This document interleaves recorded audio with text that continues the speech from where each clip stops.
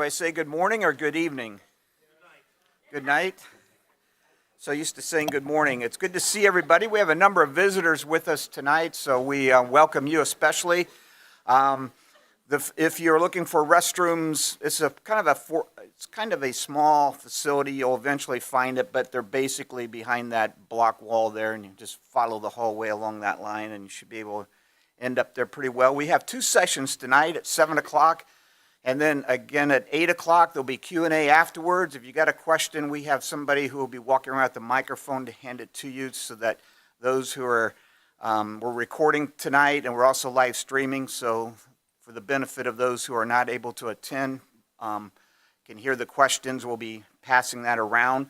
And then tomorrow morning, we'll be meeting at 8:45, kind of like a Sunday school hour from 8:45 to 9:45. And then our service starts at 10. And Dr. Kruger will be our guest speaker for the sermon tomorrow as well. So we're going to make the most of this opportunity we have with him, and we appreciate him coming. And actually, I want to have Denny come at this time and give it like a formal introduction so we can appreciate the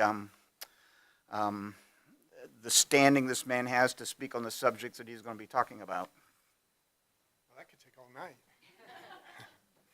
We're happy to have Dr. Kruger with us. He is, if I get this right, Samuel C. Patterson Chancellor's Professor of New Testament Studies and Early Christianity. It's a lengthy title, you know. I should have written it in the palm of my hand. He's written a number of books. Many of you are familiar with several of his books. We've done in groups here Heresy of Orthodoxy, and I think I did one on the canon revisited at one time. But he's written a whole host of material dealing with early Christianity, the development of the canon, textual criticism. And he's done recently a book called Religion 101, preparing your kids to go off to school and face the sort of challenges they're going to get in their standard college challenges to Christianity. When he went to University of North Carolina, I think he encountered an unknown Bart Ehrman at that time. And at the other end, he took his doctorate from underneath Larry Hurtado, and many of you are familiar with Hurtado's work. Fascinating stuff to read if you haven't read any of it. So he's going to be speaking on the development of the canon, and we're very happy to have him here. So let's give him a round of applause.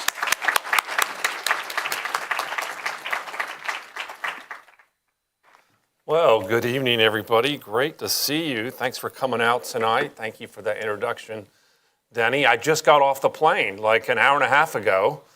In fact, we were just joking on the way in. We're thinking that we hope that flight's on time. I was at another event. I was telling them at the University of Arkansas just a week or two ago, and when I showed up, the flight was not on time. And as a result, I had to put on the microphone in the car on the way to the event. And I'm in the front seat, getting it all ready to go, and out of the car on the stage, speaking right away. So at least I had an hour and a half to catch my breath here. So we got a chance to grab dinner and get a little bit oriented before we got to dive into today's material. But it's a thrill to be with you. I'm excited about the weekend, excited about the topics before us. As was mentioned, the overall theme of the weekend is well known. We're going to be talking about why we can trust the Bible and why it's something that is reliable and worthy of our belief and assent. But what I'm going to do this weekend is actually going to divide that up into little small chunks for you. And so I'm going to look at sort of what I think are three of the biggest objections to the Bible's reliability. And we'll just take those one at a time. And then we'll end the weekend, or at least my part of the weekend tomorrow at the sermon. And what are the three biggest objections that you'll come across? Well, I think they're obvious, but we'll see them in the order of my talks. The first one's going to be sort of the historicity of the Bible and whether it's historically trustworthy. And we'll be looking at the Gospels in particular about that. And then secondly, we'll talk about the transmission of the Bible, whether it's been reliably copied, passed down by scribes over time. Has it been corrupted? Has it been changed? Has it been edited? That's really the second major objection. And then in the morning, for those of you who are able to come for the Sunday school class at 8:45, we're going to be talking about the canon of the Bible even more narrowly, and who collected these books, and why were they put together, and who did it, and when did it happen, and can that process be trusted as well? So basically, it's biblical reliability, biblical transmission, biblical canon. Those are the big three. And then I'll be preaching in the service tomorrow on Hebrews chapter 4 about the Word of God being living and active. So it's an exciting chance to dive into these really important topics. I'm thrilled you're able to come out tonight, and hopefully you'll be able to come out tomorrow. Also, let me mention this, and it was said in the introduction, we're going to have some time for Q&A tonight. This is actually one of my favorite parts, because I don't want to merely have you hear from me. I want to hear from you. What's on your mind? What are you wondering about? What is tickling in the back of your mind in terms of the trustworthiness of the Bible? And so you'll have a chance to interact with my material tonight when we deal with Q&A on both of the two talks. And then, of course, I'll be up here individually afterwards for further conversation if you want to do that. Okay, that's our plan. Let's dive into the first of those tonight, which has to do with the reliability of the Scriptures, in particular the reliability of the Gospels. And to kick off our first session, I actually want to start in a rather unusual spot, probably a spot you would not expect, because I want to begin by talking about Muhammad Ali. And I know what you're thinking. You're thinking, that's the weirdest start ever to a talk on the origins of the Bible. Why are we talking about Muhammad Ali? Well, we're not actually talking about Muhammad Ali the boxer. I want to talk about Muhammad Ali the shepherd, probably a Muhammad Ali you've never heard of or thought of before. But in 1945, Muhammad Ali the shepherd, a little town in Upper Egypt called Nag Hammadi, made what might be one of the greatest archaeological discoveries of the modern world. In fact, believe it or not, just on the plane today, on the way here, I was reading in a book that was articulating this discovery and said, yes, this might be the greatest archaeological discovery in the modern world. What did Muhammad Ali find? Well, one day he was out in his field. He was a shepherd. He was a farmer. He was digging in the ground for this certain soil that would have been useful for fertilizer with his brother, and his shovel hit something hard. And then he began to clear away the dirt and discovered something that was something like out of a movie. He found an old earthenware jar, and he began to wonder what was inside of it. So he was about to break it open, thinking maybe there's jewels or gold or silver or treasure, which would make any sort of poor shepherd's life change dramatically. And about the moment he's about to break it open, his brother stops and goes, wait a second, maybe there's an evil genie inside that'll curse us. So they have a big conversation about evil genies, and they debate this back and forth, and finally they decide, okay, we're going to risk the evil genie, we're going to break open this jar, and so they break it open. And when they do so, they're profoundly disappointed, because there's no jewels, no gold, no treasure. All that's in the jar are books. And if he were to have counted them, he would have realized actually there were 13 of these books, 13 what we call leather-bound codices, in which were multiple stories. In fact, 52 different stories inside those codices, all about Jesus. And he had discovered not just stories of Jesus, but stories of Jesus that up to that point no one had really ever heard before and never really had been discovered before. And the Jesus in these books, if only Muhammad Ali had realized it, told a very different story of the Gospels that you and I are familiar with. We think of Jesus as one who's the divine Son of God, but in these books, it's not so much that Jesus is divine, but that you and I can be divine. And if you read these books, it's not so much that you're saved from sin or from trespasses. If you read these books, you're really saved from lack of enlightenment and that you just need to have some higher form of knowledge. What Muhammad Ali had found was what later became known as the Gnostic Gospels. Now, if only he had known, because he ended up selling it to an antiquities dealer, who sold it to another antiquities dealer, who sold it to another antiquities dealer, and only till later down the road they realized, oh my goodness, he has found basically a lost collection of stories of Jesus. And inside those Gnostic Gospels was one particular gospel that became the most famous. It's probably one that you've heard of, and some of you may have even read at some point, known as the Gospel of Thomas. Muhammad Ali, the shepherd, made what is arguably one of the greatest archaeological discoveries in the modern age. Why? What was so special about it? Well, when scholars found these books, they began to ask the same questions that probably you're asking even tonight as you hear the story, which is, well, what do you do with lost stories of Jesus anyway? And why do these not make it into our Bible? And by the way, who decided what books go in our Bible? And why should we trust Matthew, Mark, Luke, and John as opposed to, say, the Gospel of Thomas anyway. And by the way, weren't there other Gospels beside the Gospel of Thomas? Wasn't there the Gospel of Philip and the Gospel of Mary and the Gospel of Peter and the Gospel of Judas and all these other Gospels? And why would we think our Gospels are anything special? And what if things had gone differently in history and we'd ended up with other Gospels in our Bible? Aren't they all pretty much the same anyway? Those are very big questions. Because whichever gospel you trust and read is going to tell you what Jesus you should know and believe in. So a different gospel means a different Jesus. And that's really what's at stake in this whole discussion. And that's really what changed the landscape of the study of the Gospels upon that discovery of Muhammad Ali. Now, here's what I want to do in our first session tonight. I want to basically deal with why our Gospels are in our New Testaments as opposed to Gospels like the Gospel of Thomas. I want to ask the question, is there any reason why Matthew, Mark, Luke, and John made it in our Bibles as opposed to these other texts? Are these other texts just as valid? Are they just as good? Are they just as important?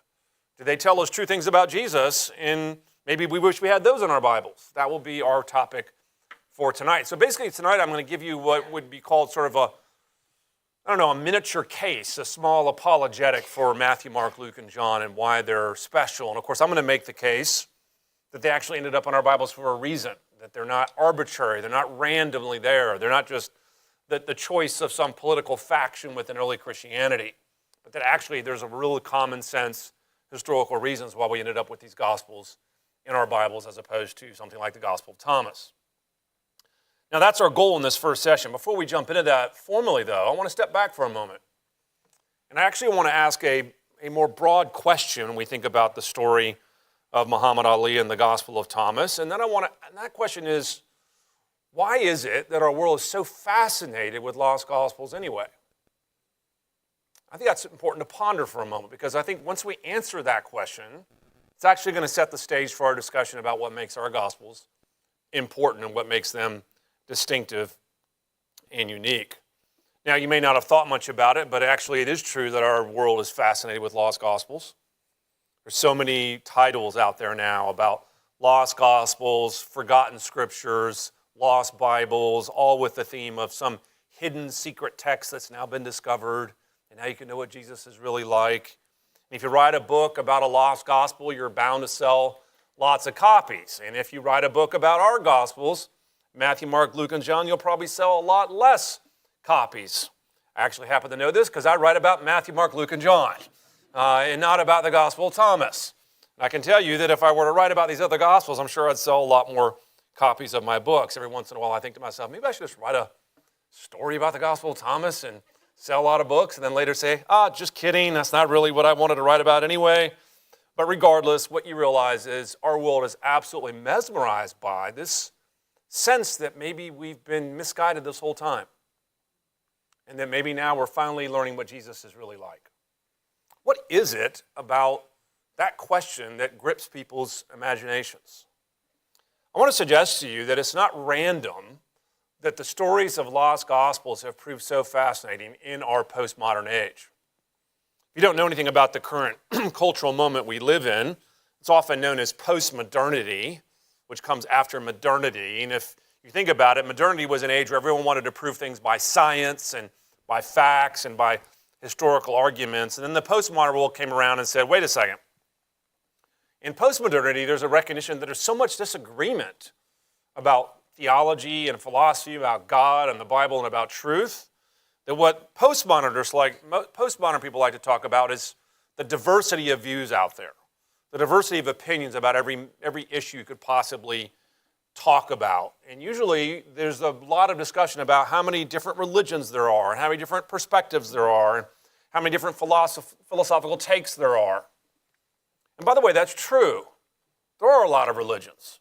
There are a lot of opinions, and there are a lot of philosophical takes. But what you'll notice about postmodern sort of individuals and postmodern people is they don't just merely observe the existence of intellectual diversity, they draw a conclusion from it. And it's actually that second step that we don't notice. It's not merely look at all the different religious views. It's not merely look at all the different philosophical views. A conclusion is drawn from that, and that conclusion is one you hear all the time, which is if there's so much differences of opinion about religion, then no one view could possibly be right. It's that second step that is often made and slipped into the argument in a way that is not ever justified. Everyone agrees there's lots of philosophical opinions. Does it follow from that not one view could possibly be right? Well, according to postmodern people, yes, that's exactly the point. By the way, you can see how important that is for our discussion of lost gospels. There's so many different gospels out there. There's so many different views of Jesus out there. There's so many approaches to who Jesus was out there, then no one gospel could possibly be right. No one gospel is any better than any other. Now, there's a scholar that famously made that argument many years ago, and you probably never heard his name. In 1934, a German scholar by the name of Walter Bauer wrote a very famous book called Orthodoxy and Heresy in Early Christianity. And in 1934, when Bauer wrote that book, no one noticed. It was totally lost in obscurity, and the reasons are not hard to discover because in 1934, in Germany, no one was talking about Walter Bauer. In 1934, everyone was talking about this other guy named Adolf Hitler, and so he wrote his book and no one noticed. But then in 1971, it was translated into English. And suddenly everyone in the academic space began to take notice of this book. And you know what Bauer argued? He basically argued that when you look back in early Christianity, there's no such thing as early Christianity. In fact, he said that all you have in the early phases of the church are early Christianities, plural. All these different versions of the faith, all claiming to be original, all claiming to be genuine, all claiming to be orthodox, all very different from each other, all having a big theological battle about who really is the original version of Christianity and who is actually the right version of Christianity. So there's not just one version, according to Bauer, there's many versions. And then on top of that, Bauer says, and each of these different versions of Christianity have their own gospels. They have their own books. And you know why you have Matthew, Mark, Luke, and John in your Bibles? Not because they're any better than any other gospels, argues Bauer, but because they happen to be the books that preferred by the group that prevailed, the group that won, the group that succeeded and conquered all the other groups, theologically speaking, and became the dominant version of Christianity. In other words, according to Bauer, the reason we read Matthew, Mark, Luke, and John is just an arbitrary accident of history. It's just the random occurrence of events. If another group had won, you wouldn't be reading Matthew, Mark, Luke, and John. You'd be reading Thomas, Mary, and Philip. And you wouldn't even know the difference. To put it more succinctly, Bauer's argument is that all gospels are the same. That none are better or worse than any others. And that you happen to read Matthew, Mark, Luke, and John, but there's nothing about them that makes them any different than any other gospel. Now, that whole backstory I just gave you, which is how this debate fits into our postmodern age, is the story you will have heard if you're taking any major religion class. I wrote a book a few years ago that Denny mentioned called Surviving Religion 101. It's actually for college students. And I mentioned that in the book, which is you're going to hear this narrative that all gospels are the same. There's none better than another. Don't prejudice by saying one's right and one's wrong. They're all just equally valid. Could have been Gospel of Thomas, could have been the Gospel of John. There's no differences between them. Now, that story, that narrative plays really well in a postmodern world. And I suppose if you don't ever examine it, it sounds pretty persuasive. Maybe gospels all are the same. Maybe there's no real reason why we should think that ours are better than anybody else's. But that narrative only works if you don't look at the historical facts. If you look at the historical evidence, you quickly discover that actually there are very good reasons why Matthew, Mark, Luke, and John are in our Bibles as opposed to other gospels. So that brings us back to the point of our first talk, which is I want to give you those reasons.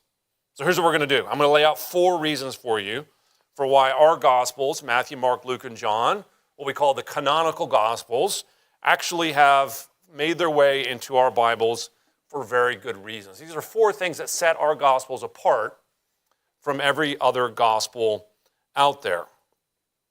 Now, when I say there's 4 reasons, I'm not suggesting there's only 4. Actually, there's many more that I'm going to mention for you tonight. But these are 4 reasons I think you can wrap your minds around, 4 reasons that you can grasp, 4 reasons you can take away. My hope is, of course, that as you hear these 4 reasons, you think to yourself, okay, I personally now know I have a reason I can trust these books. Okay, that's good. But my hope is not merely that you personally take something away. My hope also is that these 4 sort of talking points, if you will, can be things you can bring up to somebody if you ever get in a conversation with them and they say, well, what makes the Gospels in our Bible any better than any others? And you can say, well, I at least have something to say now in response to that. Okay, 4 things that set our Gospels apart. Let's take these one at a time. And here's the first. Our Gospels, Matthew, Mark, Luke, and John, are the earliest Gospels we have. They are the earliest Gospels we have. Here's the thing that is true for all historians of antiquity. All of historians of antiquity realize if you want to know what happened in the ancient world, there's really only one way to know. Somewhere, someone wrote things down. It's just that simple. You can learn a little bit from archaeology, and I'm not suggesting you can't learn anything from archaeology, but in terms of the particulars of a person's life and what they did and what they said and what they were like in various ways, the only reason you know anything about anyone in all of ancient history is because someone, somewhere, wrote it down. That's what history is. There are words written down about what took place. We have thousands of historical documents about countless events in the ancient world. But when historians evaluate these historical documents, there's always something they want. They want to find an historical document that was written as close as possible to the events it's purporting to record. This is just common sense history. If you have an event and someone wrote down what happened in that event, you want the thing that was written down to have been written down at a time as close as possible to the events it's purporting to record. That's true for any document of antiquity, it's true for any event in the ancient world, and it's also true for the Gospels. So if Jesus lived in the first century, which he did, and we want to know what Jesus said and did and what he was like, wouldn't you want documents that were written in the very century in which Jesus lived? Or put it another way, wouldn't you want Gospels that come from the first century? Certainly that is common sense, and if you were to create your sort of ideal gospel, you'd want a gospel from the time in which Jesus lived. Not a later century, but the very century in which he did these things. Think about it for a moment. Let's imagine that you had a gospel that was, say, from the 4th century. What if someone wrote a gospel in the 4th century and says, let me tell you all about Jesus? You might think to yourself, okay, I suppose that person can get some things right. I guess it's possible they could record some things accurately. But if someone's writing in the 4th century, you think to yourself, well, what do you know in the 4th century anyway? And if I were comparing a gospel that was written in the 4th century from a gospel written in the 1st century, wouldn't I not think, at least all else being equal, that I'd rather take the gospel from the 1st century? Well, let me tell you this. If you want a gospel written in the century in which Jesus lived, there's only actually 4 options for you: Matthew, Mark, Luke, and John. And here's what's remarkable about this. There is a consensus now in modern scholarship that these are the only gospels that date from the 1st century, and that all of them date in the 1st century. Now, there's some disagreement over the particularities. You know, we have everything from Mark written possibly in the 50s, some would say 60s, but everyone agrees Mark was probably first. Everyone agrees John was probably last, somewhere in the 80s, maybe early 90s. Regardless of the way you map it out, everybody pretty much agrees now that Matthew, Mark, Luke, and John were written in the 1st century at some point. And more than that, no other gospels other than those 4 are written in the 1st century. I can tell you this, in the field of biblical scholarship, a consensus is not easy to get. You take 4 scholars and stick them in a room, you get 4 views about just about everything. And by the way, there didn't used to be a consensus about this. If you go back 100 years, there used to be all kinds of ideas that maybe John was a late gospel and in the 2nd century, and who knows about these other dates. But as more and more evidence has poured in, scholars have been more and more convinced, no, that these are the gospels, are the earliest ones we have. And every once in a while, a scholar will try to challenge this. They'll try to say, no, maybe there's another gospel besides our gospels that are from the 1st century. And usually it's the gospel of Thomas. Our friend Muhammad Ali discovered that gospel. And they think, well, maybe Thomas is 1st century. So they'll publish a book arguing that Thomas is 1st century, and the scholarly community looks at it and says, all right, let's have a look. And no, we don't believe that. We're not persuaded by that. And by the way, that's not just conservative scholars. That's not just evangelical scholars. That's scholars of all stripes pretty much reached a consensus that the earliest gospels we have are Matthew, Mark, Luke, and John. Now, if that's true, let me just draw out a couple implications from it before we leave this first point. First, and I think I've already sort of made this point, which is that One implication, obviously, is that if you want to know something about Jesus, you want to get as close to these events as you possibly can from the person who wrote them. And if you want that, then the only options you really have are Matthew, Mark, Luke, and John. And that is just a rule of thumb of all history. But there's another implication that I think is often overlooked in this discussion, and one worth noting here. And this doesn't often dawn on people. But here's the implication. If, in fact, our Gospels are written in the first century, which they were, that means they were written at a time when there were people still alive that had seen these things and had observed these things and had been there. In other words, they wrote at a time when there's people still around that had actually been a part of these historical events. And they could have said, yes, that's how it happened, or no, that's not how it happened. They could have confirmed or denied it. And if you were just fabricating a gospel and making things up, and you wrote that gospel at a time when there were people still around who were there, there's no way your gospel would have gotten out of the gate. Now, of course, someone could say, oh, but that's in the ancient world. People believed anything that was written down. You might think, oh, everyone in the ancient world was gullible. No one thought about what counts as good history in the ancient world. People just believed whatever was on the page.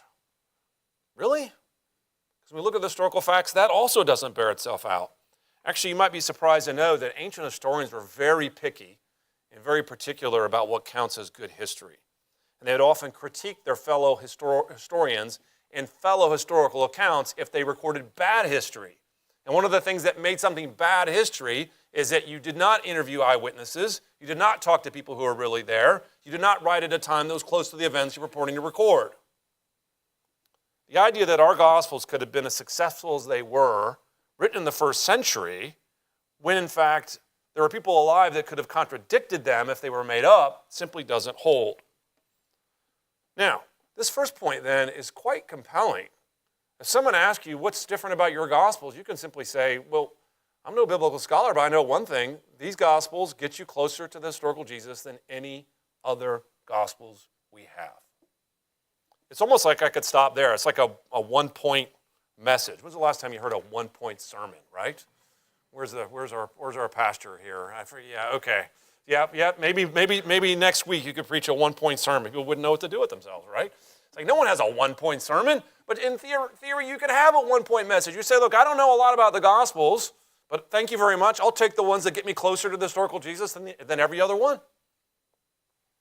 They're the only Gospels that get us to the first century. And this is one of the hallmark distinctives of them. Okay, let's move on to a second thing that makes our Gospels distinctive. And that's not just the when question, but now the who question. Who are the authors of these Gospels?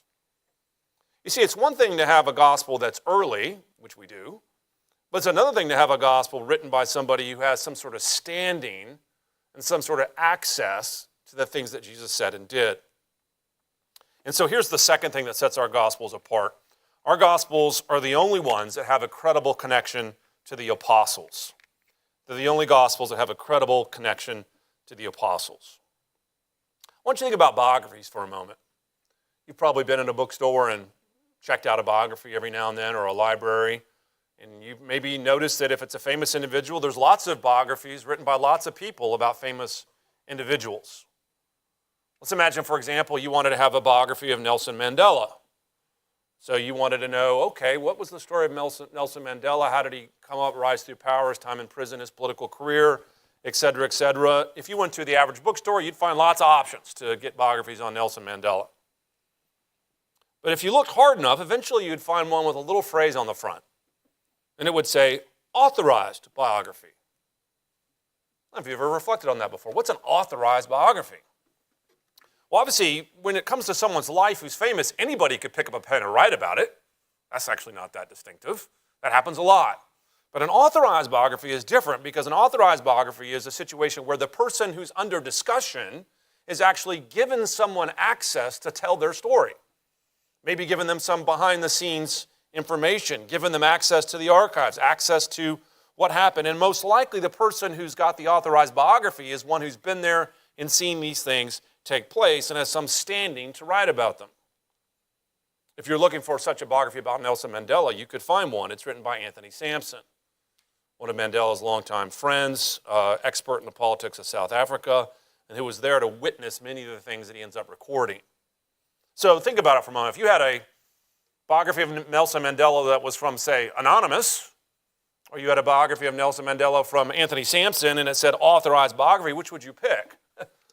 Well, you would pick the one that was authorized because you have a credible reason to think I'm getting firsthand, eyewitness, authorized information.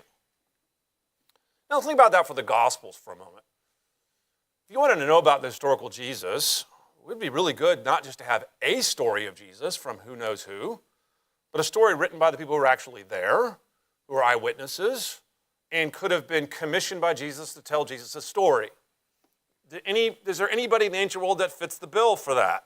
And the answer is there are. We actually know the names of these individuals. They're called the apostles. They're the original 12. We know their names historically. We know they really lived. And we know that Jesus commissioned them to tell his story. So not only were they eyewitnesses, not only were they there, not only were they Jesus' best friends, but Jesus sent them out and said, I want you to tell my story. Pass along my teachings. Tell what happened. I want you to share that with the world. Now, if you had a choice between a gospel written by one of Jesus' best friends or a gospel that was from anonymous, which would you pick? Answer, you'd pick one from his best friends who were eyewitnesses on the ground. By the way, I don't know if you thought about it for a moment. It's one thing to have a gospel written in the first century, which we already talked about, but theoretically, you could have a gospel written in the first century that was not written by an eyewitness. But here, we're talking about not only having a gospel written in the first century, but written possibly by someone who's actually an eyewitness, who was there, who saw these things, but not just an eyewitness, a commissioned eyewitness. Make no mistake about it, there are many eyewitnesses of the events of Jesus, but not all were authorized to tell his story. So if you wanted the real story of Jesus, you would not want merely an eyewitness, not simply one from the first century, but someone who had been commissioned to tell his story. And the names of those people are apostles. So do we have any reason to think our Gospels are written by apostles, or at least that they have material that comes directly from an apostle? And the answer is we have tremendous amounts of evidence for this. We don't have time in our session tonight to go through each of these individually one by one, all four, Matthew, Mark, Luke, and John. So I'll just give you one example here to drive home how we know these things. Let's take John as an example. Let's imagine you look at the Gospel of John, and at the top of it, it says, of course, the Gospel according to John. And you wonder, well, how do I know that the name attached to this Gospel is actually the person who really wrote it?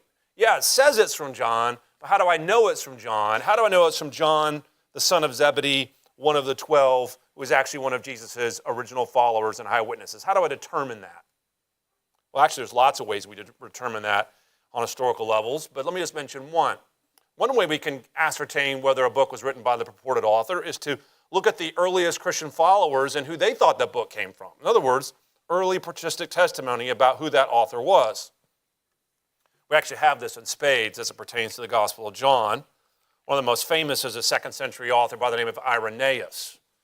Maybe you've never heard of Irenaeus, but he was a massive figure in 2nd century Christianity. And Irenaeus tells us that when you say, or that when you read this gospel, says the gospel according to John, that John is John the son of Zebedee, brother of James, one of the 12, who was with Jesus from the beginning.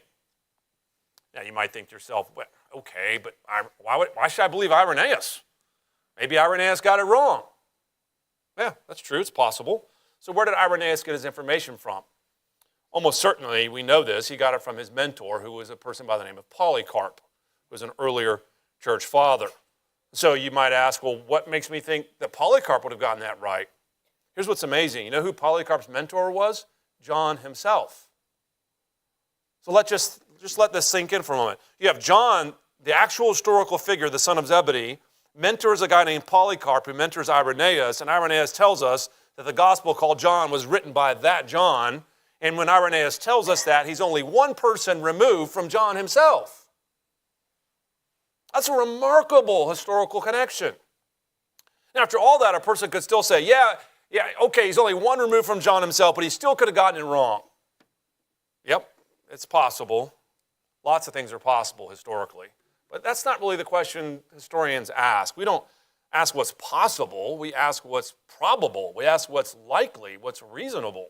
Is it likely to think that Irenaeus would have gotten that wrong? Certainly not. And what you realize, we have every good reason to think that John's gospel actually comes from one of Jesus' authorized biographers. By the way, we could do the same thing with Matthew, Mark, and Luke. even though Mark and Luke were not written directly by apostles in the sense that they held the pen, we have every reason to know they go right back straight to one of them. In fact, Mark's tradition comes clearly from Peter himself. When you read Mark's gospel, you're getting effectively Peter's gospel. Every piece of historical evidence points to that fact. So what does that mean? That means our gospels are the only ones that have a credible connection to the apostles. Now you might wonder, what about these other gospels out there? What about, say, the Gospel of Thomas? It could not possibly have been written by the Gospel of Thomas or by the Apostle Thomas, because the Gospel of Thomas was dated in the 2nd century or later, just like every other gospel was. We talked about that in our first point. That means that there's no other gospel that has a credible connection to the apostles, because no other gospels are from the 1st century. Now you might wonder, well, why is the Gospel of Thomas called the Gospel of Thomas if it wasn't really written by Thomas? Well, just think about it for a moment. If you're trying to write a gospel in the 2nd century and get a hearing for it, what are you going to call it, right? You're not going to call it Bob's Gospel, right? You're going to come up with some name that people want to hear, some famous person. By the way, have you noticed how many apocryphal gospels we have that are attached to famous names?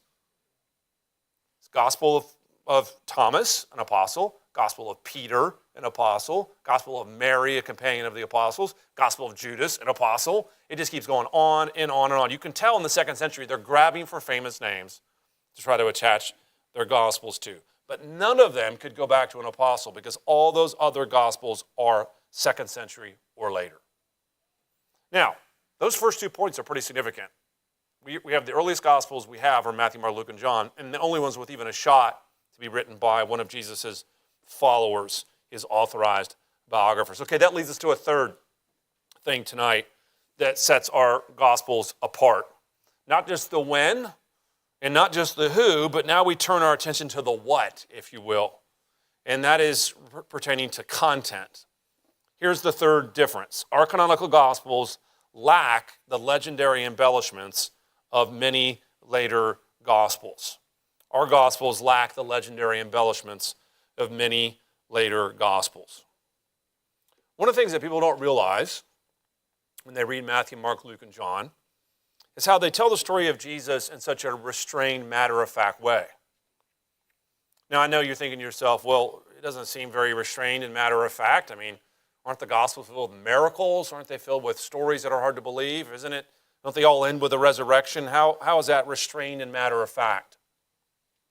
Well, actually, it is restrained and matter-of-fact when you actually look at the broad swath of gospel writing in early Christianity. Then it becomes very clear why the canonical Gospels sound so tame in the way they tell the story, and actually resist some of the temptations that are so common in storytelling.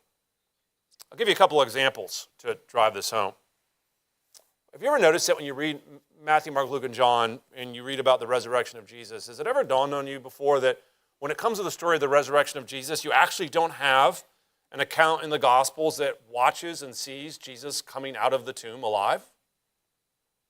You don't actually have anyone positioned as an eyewitness to see Jesus resurrect from the dead and walk out of the tomb. In fact, in the Gospels, all you have is the women showing up early that Sunday morning, and when they get there, the stone is already rolled away, the tomb is already empty, Jesus is gone, they don't see him rise from the dead, he's already risen by the time they get there. Now, if you were making up the Gospels and you were making up the story of Jesus, and the crescendo of your narrative is the resurrection, which it clearly is the crescendo, everything's been building up to this man rising from the dead, would you not have positioned some eyewitness there who could have watched it happen and give you effectively a videotape of Jesus coming out of the tomb?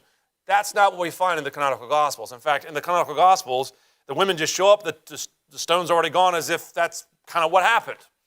It's a very restrained and matter-of-fact way of telling the story. Now, if you want a gospel that tells you or shows you a videotape, so to speak, of Jesus coming out of the tomb, there's a gospel for you. It's actually called the Gospel of Peter. The Gospel of Peter actually solves that problem, so to speak, in the canonical Gospels by making sure there's plenty of eyewitnesses around when Jesus rises from the dead. The Gospel of Peter was not written by Peter. It's a later apocryphal gospel, but in that story, you can tell the legendary embellishments have started to grow. So that in the resurrection account in the Gospel of Peter, now there's eyewitnesses positioned all around the tomb. In fact, not just eyewitnesses, but all the 12 are there waiting for Jesus to rise. And all the Jewish leaders are waiting for Jesus to rise. All the Roman officials are there waiting for Jesus to rise. So that when he rises from the tomb, all of them are right there to see it happen. And then it goes in beyond that. When Jesus comes out of the tomb in the Gospel of Peter, he's not the Jesus you remember. He's not the Jesus you think you remember, because when he comes out of the tomb in the Gospel of Peter, he's a giant Jesus. He's a Jesus whose head goes further than the clouds in the sky. He's what I tell my students, he's Godzilla Jesus coming out of the tomb. And then more than that, he's flanked by angels who are also giant, huge, massive, heads going all the way to the clouds. And then it gets even more strange, because following Jesus out of the tomb in the Gospel of Peter is the cross itself. That's strange. Usually in the Roman world, when you kill someone, you don't send them home with a cross. Here, have this in your grave. And even if they did, the question in the story is, well, how is the cross following Jesus out of the tomb in the Gospel of Peter? Is it floating? Is it walking? And then things get even weird. The cross starts to talk.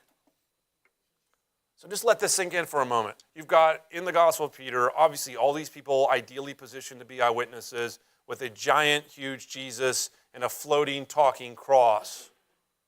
And then someone says to you, guys, all Gospels are the same. Really? All Gospels are the same? Is it not obvious that the Gospel of Peter is filling in the gaps left by the 12? Or left by the canonical 4? Now, here's another thing that you may not have noticed about how restrained and matter-of-fact the stories of our Gospels are. Have you ever noticed how little is told in our Gospels about Jesus as a little kid, as a child? By the way, everyone would be curious about this. No doubt you're curious about this.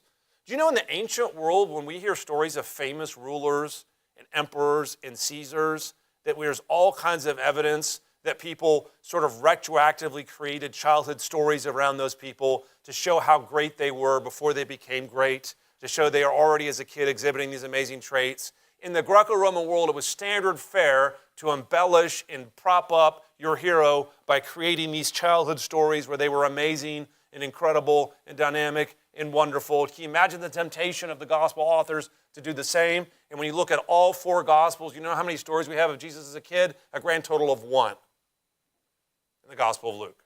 And even that, incredibly tame. He's in the temple talking to the teachers of the law.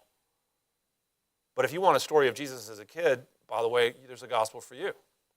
It's called the Infancy Gospel of Thomas. By the way, not to be confused with the Gospel of Thomas our friend Muhammad Ali found. The Infancy Gospel of Thomas tells you the story of Jesus as a little boy and has all your questions answered. But when you meet this Jesus in the Infancy Gospel of Thomas, he is a little terror.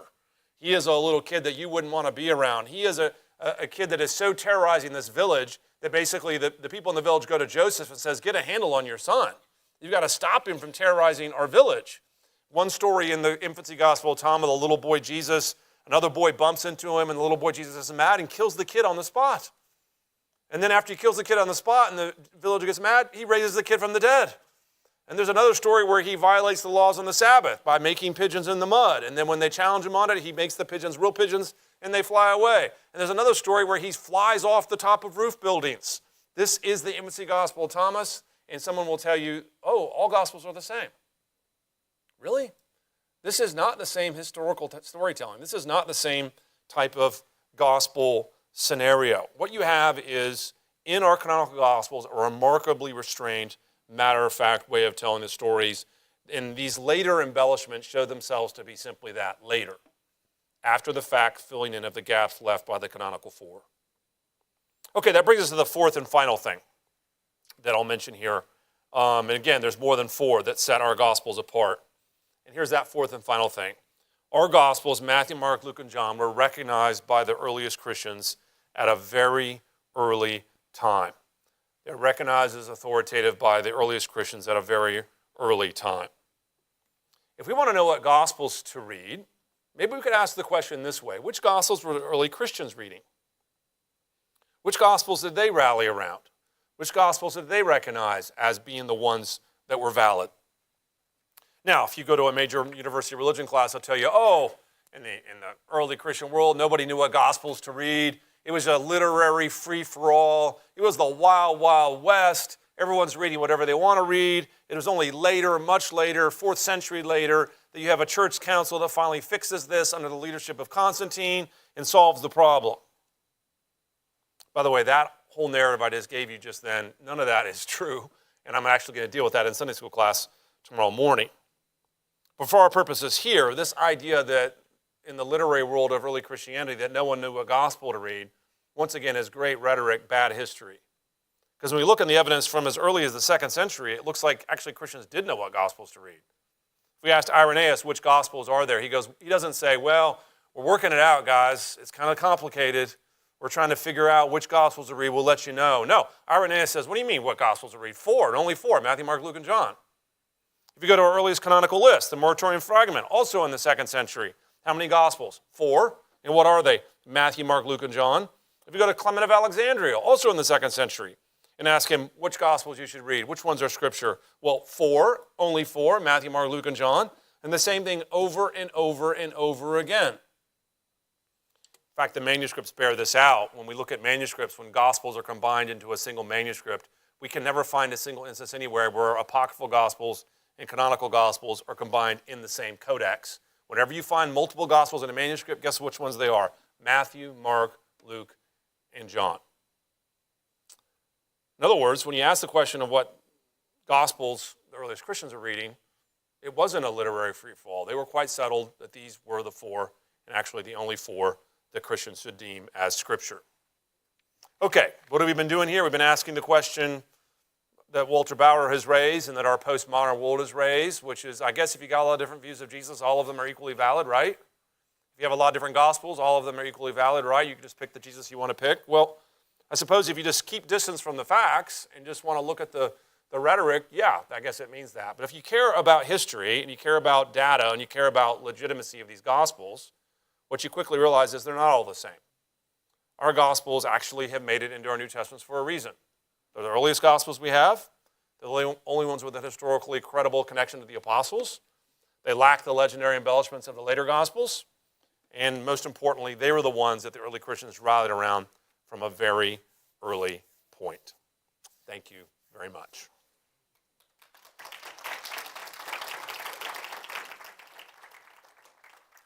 All right, we're going to take just a couple moments after this first session and open it up for Q&A before we take a quick break and move on to session 2. So here's your chance.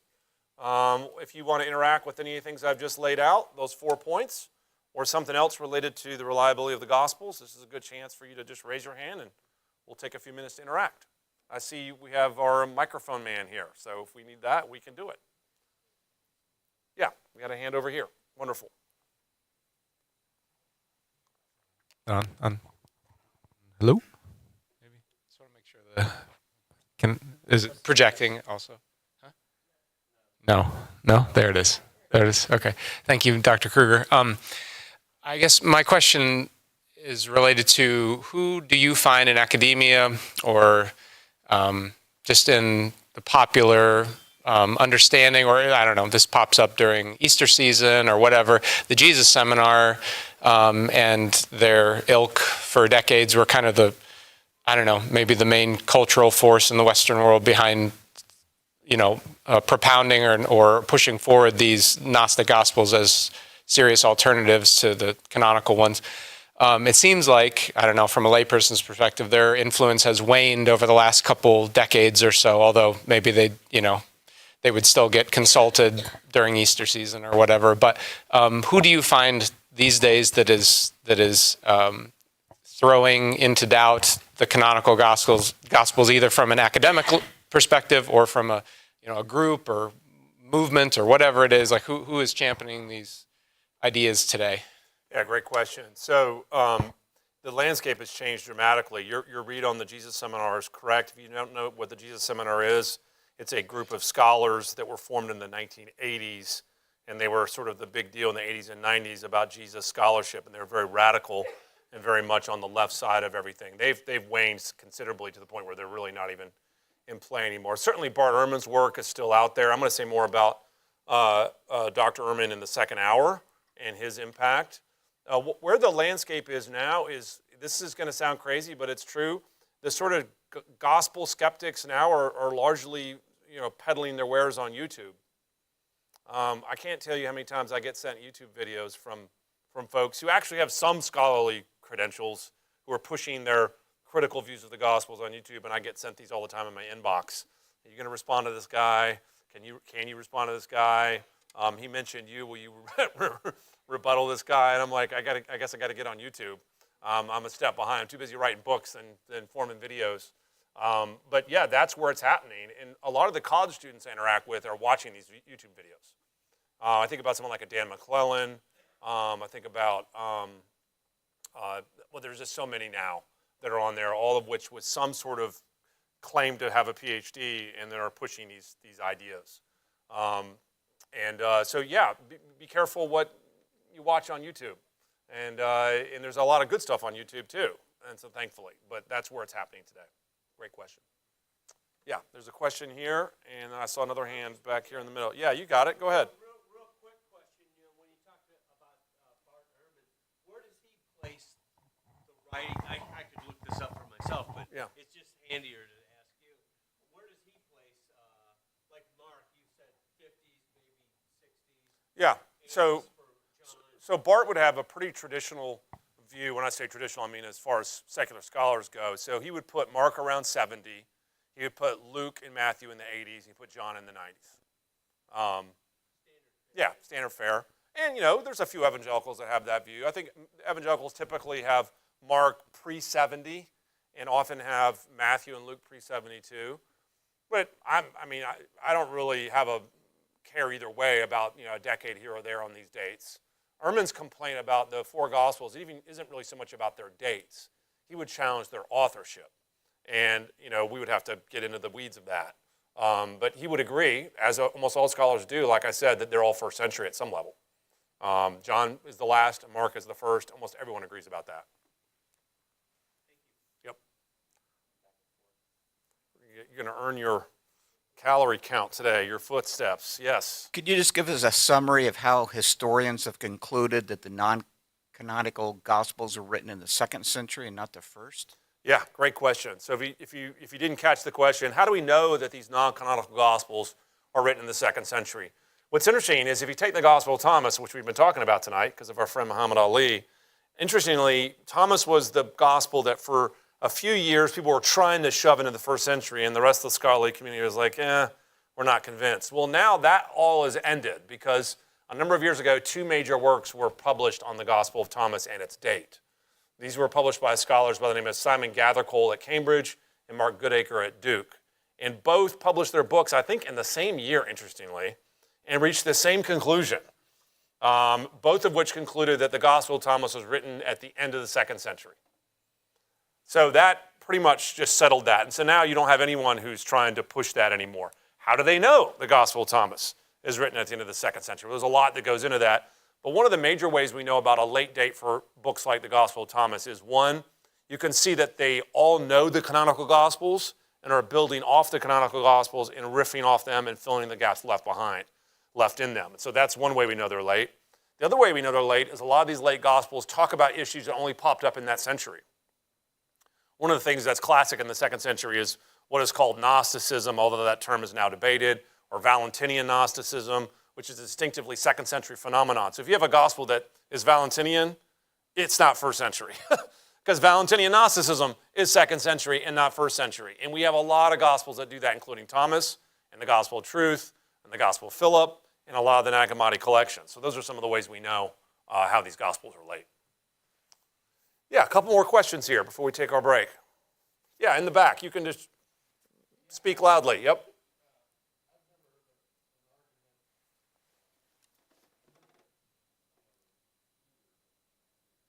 Behind Luke. Yeah, so the question was, if Peter's behind Mark, who's behind Luke?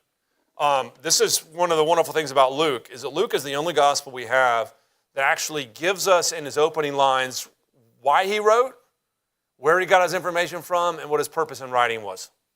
It's called the Lucan Prologue, which is the first 4 verses, very vastly studied.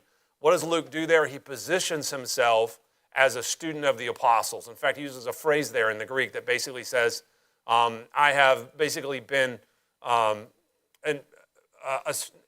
people tend to think of Luke as like an investigative reporter. That's not really the better way to think of it. He's basically, I've been a student of these things. I've been under the 12. And he calls the 12 the eyewitnesses and ministers of the word. He uses the term eyewitnesses and effectively says, my gospel is coming from their material. Now, you could argue the question, well, maybe Luke just made that up. Maybe he claimed to be all that and it wasn't that. But we have all kinds of corroborating evidence about that because we know Luke traveled with the apostles in the book of Acts. We know it's mentioned by Paul himself. We know he was a companion of Paul. We have all kinds of different things that make that fit.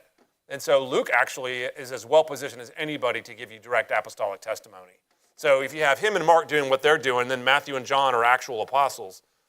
I mean, if I'm choosing which gospels I'm going to trust, I'm like, I'll take those four because those are giving me the most direct access I can get to the person of Jesus. Great. We'll do one more question before our break. One more. Yes, right here.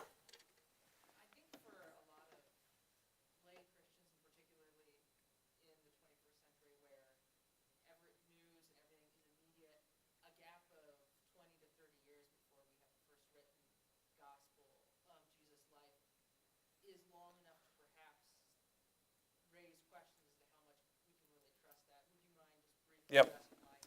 Yeah, I'm always surprised by this. Yeah, people think, okay, so if I'm going to write a gospel about the life and teachings of Jesus, I do that within 6 months of his death. Otherwise, it's no longer trustworthy. I'm like, well, okay. We know our gospel writers probably wrote anywhere from 20 to 40 years after the life of Jesus, okay, depending on, or 20 to 50 years after the life of Jesus, depending on how you do the math. A good example of a person who did this was John Adams. John Adams gives his work on the Revolutionary War was written about 50 years after the Revolutionary War, before he died. And he was there, he was an eyewitness, and he drew upon his earlier diaries that he took while he was living through those times. And so if you think about John Adams' own writings on the Revolutionary War, they actually mimic our Gospels actually quite well. He actually functions a little bit like John does, sort of the last living patriarch who gives you his story right before he dies and leans on earlier writings to pull it together. So when we say our gospel authors wrote somewhere between 50 and 90 AD, we're not suggesting that when they wrote, that they never used earlier sources or earlier documents or earlier records that they had kept or what have you, but that the final version of that gospel obviously was written at that time. So it's not like, it was 50 years of oral tradition and then suddenly someone goes, hey, we should write this down. Yeah, why didn't we think of that? We really ought to write this down. I think they were already writing it down, and I think we have good reasons to think that, which I've covered in some of my other books. That's a great question. Now, speaking of writing things down, one of the big challenges of the reliability of the Gospels and the New Testament in general is not just whether it was written down accurately, but whether it was copied accurately. Was it corrupted? Was it changed? Was it edited by scribes? That's what I'm going to talk about when we get back from our break. So who is going to give instructions on the break here? 10 minutes? What are we doing? 5 to 10 minutes. And then I will jump back up here and we will talk about scribal changes. See you shortly. Shock collars. All right.